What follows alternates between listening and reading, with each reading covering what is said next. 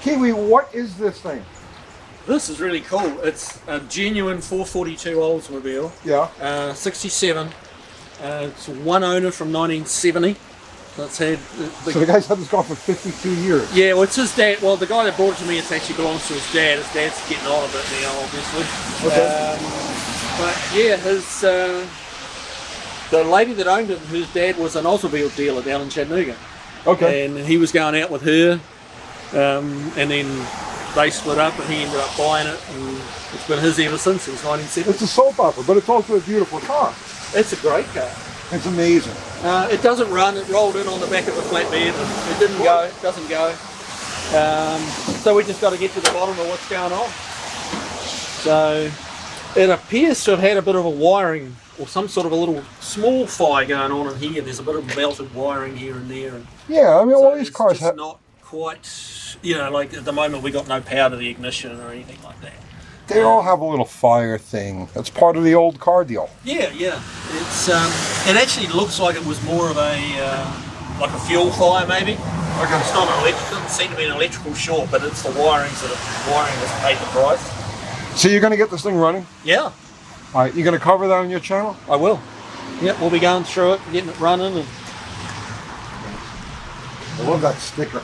yeah, it's Premium all fuel. It's all so original. It's a great car. It's yeah, we just got to bring it back to life. You know, I prefer them like this. You know, people will go nuts. They'll restore them. They'll make everything like it's brand new. They put all those stickers and everything.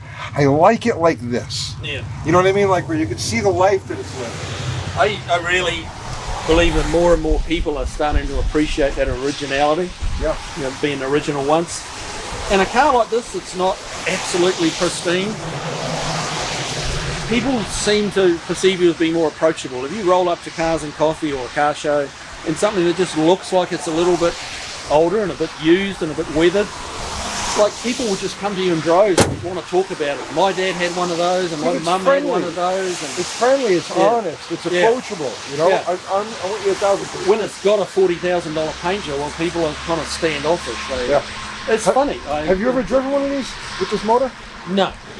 It's seamless gut ball torque. Yeah. Oh, you're gonna love it. You're gonna love it. It's probably similar to the big old nail heads, I guess, is it? It's better than a nail. Nail head's that, yeah, but no, these have a special feel to them. You'll see what I'm talking about. Okay. It's like a velvet sledgehammer. It's the only way to explain it. But listen, Googling over this car, Googling, so it's Googling, we're not Googling, Googling this car. Googling this car is not why we came here, though. Okay. We came here because we've got this 6-pack satellite up on a lift. Yeah. Okay. You have Don't go over. You have to back up. You have to watch back up. Step. Yeah, but watch your step. Back up, camera. Back that up. was the wobble on the camera there. So after an intensive lens drying session, we're back in action. And we came here not for that gorgeous 442, but because Kiwi's got this 68 satellite with the 446 pack in it up on the lift, and this is our first chance to get a look under the car. Right. See what we're dealing with. Yep. So the deal with this is that he's setting up the bottom end of the car. He'll show you what he's doing, and we'll do a walkthrough, see what the car actually consists of, and then we're going to bring this over to my place and give it some kind of tune-up and hopefully make smoke.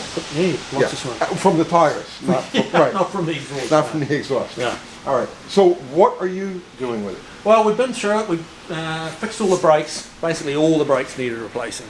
The hoses were swollen shut, wheel cylinders were frozen, drums were worn out, like just everything. Master cylinder was gone, just everything. So, yeah, pretty much everything in the brakes new. And it stops now. And it stops now, which is nice. Unlike the other day when we were heading for the Mercury, yeah, that was rather unsettling. Brand new gas tank. That was already in there. Okay. Yeah. I think the previous owner, before the guy Josh that owns it now, he redid the fuel system. Okay. So we've been going in. We put an electric pump in it. Had one in it before, but it was mounted in front of the rear leaf spring, and it kind of hung down low. Didn't look pretty, and it was just a bit exposed. You know, like it just looked not right. Tidied up the fuel lines a bit and got them anchored down properly. You can't just have a fuel line that's bouncing because it will work hard. So show you. Yeah, I'll get the light. So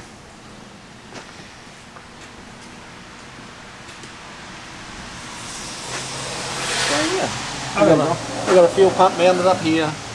It's all mounted on rubber bushes, so it shouldn't be too noisy. Now that looks like a Carter 50 gallon an hour? Yeah, I think it is, yeah. Okay. So that's like a 6.5 PSI pump? Somewhere around there. The car's been set up with a return line and a bypass regulator in it. Right. So we just got to connect that all up at the front. We'll set the pressures to 6 pound, and yeah, it should be ready for the UTG Magic Touch. Nice. And what else have you done under here aside from the brakes? Brakes and fuel system. That's it. We're going to do some, depending on when you want it over there, which is whether we do the floor pans before or after that. But we've got there's a little issue up in. Actually, let me just grab something to demonstrate just how. So I was looking under this car while you were. The floor's pretty soft. But for the most part, this car is solid. Yeah, it's just had a leak in it at some point, and the carpet stayed wet, and it's really just from this cross member forward that's rusty. The rest of the floor here is all really good. Yeah, the back seat pans are like perfect and solid. Yeah, they regularly go through here, don't they? From the water running downhill. Yeah. Well, a lot of times you'll look underneath here, and this bracket will just be laying. Oh, okay. Yeah. This is not attached to anything anymore. Itself. But the front frame rails are like perfect, beautiful, solid. Yep. I wonder where this car came from. That I don't know. It's got that's the other thing we got to do is we got to fix the transmission. If you look down at the floor, like that's today's worth of oil that's come out of it. It's just pouring. You should see the stuff at my shop. Oh yeah. It was actually struggling to pull in because there's not enough fluid left in it barely to make it drive. Oh, I know that. I know that story. So yeah, it's just pouring transmission fluid, but. It has a little bit of a leak from the pinion seal too. Yeah, that's not. It's probably one of those. Let's just leave well enough alone, and we've got kind of bigger fish to fry at the moment. So here's what I noticed with this car. This is pretty interesting. It's a mixed match of components. The car was originally a '68 Satellite, but with a 318 by the I would imagine numbers. so. Yeah. So it's just a 318 Satellite. What we have here is the heavy-duty Roadrunner Super B leaf springs. The rear end, it's an 8 3/4, which would have been normal with any, even a Slant 6 would have had an 8 3/4 in this body car. But if you notice here, it's a shore grip, right? Now it's in park, so I can't rotate the wheels, but you see that they're turning in the same direction. So it's a shore grip. Posi for you General Motors Ford guys. No, Ford doesn't call it a Posi. Ford calls it a locker. I think they something like True that. Tracker or? True Track. Well, whatever. It doesn't. It's cheap, isn't it? Same thing. Everything's a shore grip to me. Everything. It's a shore grip. Okay. It's an 8 3/4 shore grip. They fry 2 tires. That's the main. Both tires. And we have a tag on here. It looks like this rear end's never apart, and it's got a tag here that says 355. So that we know we've got 355 gears. So what that tells me, at some point this thing came out of a Roadrunner or a Super B, spring to spring, and thrown in place. The rubber is off the pinion snubber, but then again, it really shouldn't matter on this. Right. Right?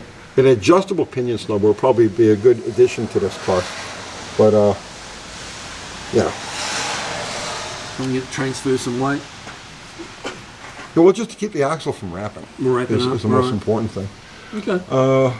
So we got a couple of cheapy type of mufflers. Yeah, just like those bullet mufflers. Yeah, the bullet mufflers. Yeah. Flowtech, not Flowmaster, Flowtech. It's a bit raucous. It's a little loud. Yeah. But, what's this action over here? Yeah, you got me. I looked at that before, actually. I'm thinking, what was that about? I have no idea.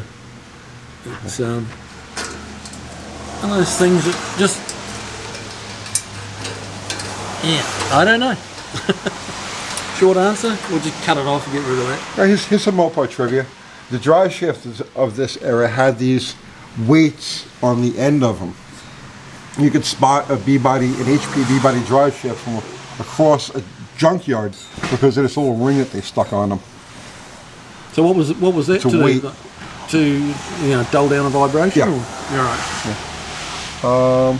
Okay, so it's got a 727 with pan leak. It's very nice pan leak. Looks like it's got the stock torque converter in it. Now the pan is the deeper six-pack style, six-pack Hemi pan. You can tell because it's significantly under the K-frame. So the other style would be above it? Yes. Okay. Yes. So like an inch shallower? Yes. Right, okay. Oh, 3/4 to an inch shallower. Yeah. All right. Okay. Now the motor is a 67. You can see there's a tag right here. I don't know if you can get in there, Cat. But there's the casting number for the motor that I'm pointing at right there. And then right above that to the right is the casting date. And so it's a 1967 440. So it's definitely not an original 446 pack motor. And it has the regular standard steel crank 440 damper on the front. So now we don't know if this was an HP motor, you know, or if it was just a regular passenger car. No, don't know. I guess you can run that down on the numbers, I don't know, rather than pulling it apart. I'm not sure how you know for sure. Well, the way you tell for sure on these, the only external clue, and it's not really external, you got to take a valve cover off. And if it has a double spring, like a spring with a damper, it's an HP motor, which would make it 10 to 1. And if it doesn't, then it's the 8 3/4 to 1 regular. But either way, it's solid, and this thing sounded great. Yeah. And I think it'll be fun to drive. So do I. So okay, now at least I know what we're working with. Yeah. It's a pretty solid car. It is. You know, I've seen later model B-bodies, you know, that are in a lot worse shape. People from the northern states will look at this and be like, "Oh my God, it's a brand new car." Because they don't see that, you know, they don't see that. Usually these frame rails here, you know, especially like northern cars, any place where there's salt, these are always soft. They're always blistery like that. A lot of times you'll get, because dirt will get in these holes, like here, there's dirt in this hole right here. See? Right. Like it's a clay. There's been a lot of mud daubers under this. Yeah. We've been banging and hammering on it over the last couple of days. It's just been raining mud dauber dirt. So. But yeah, the car really is solid. Yeah. Really is solid. Yeah, all up in here, there's more bug life.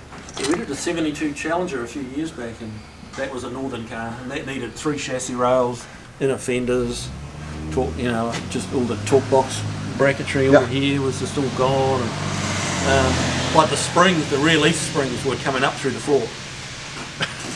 Well, it's a solid, honest car. Yeah. So I have to build a motor. I have to build a motor over this next week or so. So if you want to do the floor pan, and then send it over, we'll do like that next week, week after. Yeah, something like that. Okay. We got plenty of work on. So that's it, guys.